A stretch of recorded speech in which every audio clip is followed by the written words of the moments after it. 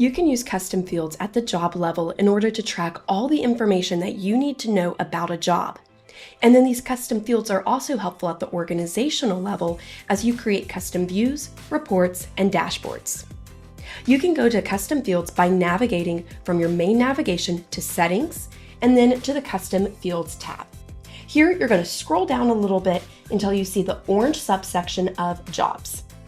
Here, you're going to be able to create your own custom field or use suggested ones. The ones on the right-hand side of your screen under suggested, you just have to click that little plus icon and then it'll appear on the left. You can see I've added status and I've added project manager to my own custom fields. And then you're able to use that edit custom field to further customize the field to your business specific needs. And then when you want to create your very own custom field from scratch, you can go up to plus custom field. Here in this pop-up, the first thing you need to do is decide on the type of your custom field. Most of these types are self-explanatory, like an address, a date, or even just an open text field. A kind of interesting one here is the pick list option. This pick list option just means a drop-down. You're literally picking from a list. The next thing you're going to do is choose a name. I'm going to create a job custom field for suppliers needed. And then you get to make a couple of choices. If you allow multiple values, that means multiple things can be true at once. If you do require a value, that means you cannot create a job unless this field has been populated. I am going to allow multiple values because I'm probably going to need multiple suppliers on a job, but I won't require this value. Sometimes I'll create a job and I won't know who the suppliers are just yet. That'll be something I fill in later, so I don't want to require it.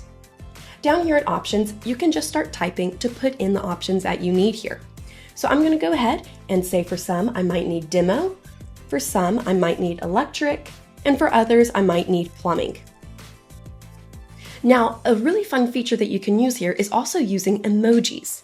Depending on your browser, you might right-click to see your emoji options. So I'm going to go up to demo, right-click because I'm using Chrome, and then I can see emojis and symbols. I'm going to go in and I'm going to choose a truck emoji here. And then for electric, I can maybe do something like a lightning bolt. And then with plumbing, I'm going to choose water. And then this is your custom field. If you want to put in specific suppliers here, you can do that. Or you can keep it broad and just use the trades that I'm using here. If you always want there to be certain values whenever this custom field comes up for a job, then you can go into default values. And here you can choose what every single job will have. So if I'm going to assume most jobs will need demolition unless I say otherwise, I can put in demo.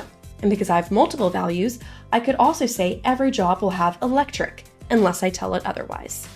If you don't want any default values, you want this field left blank, don't use that and just go to create custom field.